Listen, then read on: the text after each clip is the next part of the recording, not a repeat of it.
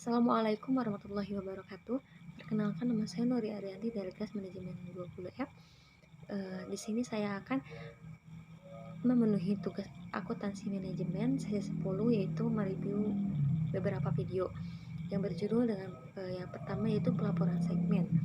Pelaporan segmen adalah pelaporan kontribusi laba dari berbagai aktivitas atau unit-unit lainnya dalam suatu organisasi. Laporan segmen yang disusun berdasarkan perhitungan biaya variabel menghasilkan evaluasi-evaluasi dan keputusan-keputusan yang lebih baik daripada yang disusun berdasarkan perhitungan biaya operasi. Di sini ada pengukuran kinerja pusat investasi dengan menggunakan laporan laba rugi, variabel dan absorpsi. Dua metode perhitungan labanya yaitu yang pertama ada perhitungan biaya variabel yaitu membebankan biaya produksi variabel ke produk. Yang kedua ada perhitungan biaya penuh, yaitu semua biaya produksi pada produk. Ada mengevaluasi manajer pusat laba. Manajer berharap berlakunya sebagai berikut. Yang pertama ada ketika penjualan naik, sementara faktor lain tetap, maka laba naik. Yang kedua ada ketika penjualan turun, sementara faktor laba tetap, maka laba akan turun.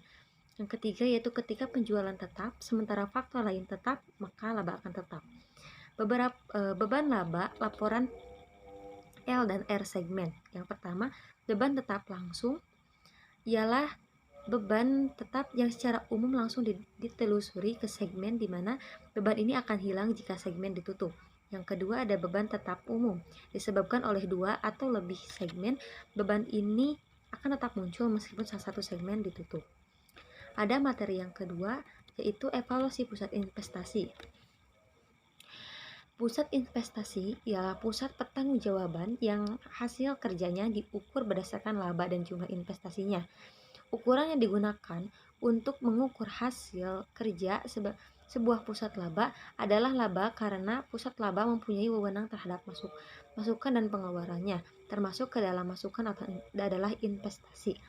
Tujuan pusat investasi itu ada dua. Yang pertama, untuk memberikan informasi yang berguna dalam membuat keputusan penting mengenai aset yang digunakan dan untuk memacu para manajer untuk membuat keputusan dan menyalurkan kepentingan perusahaan.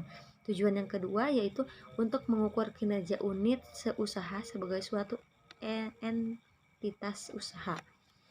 Adapun materi yang ketiga yaitu penetapan harga transfer.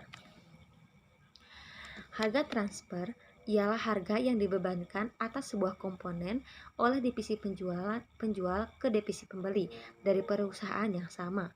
Kegunaan harga transfer untuk memfokuskan perhatian para manajer atas kinerja subunitnya sendiri, kemudian merencanakan dan mengkoordinasikan tindakan-tindakan dari subunit yang ada untuk memaksimalkan laba perusahaan secara keseluruhan.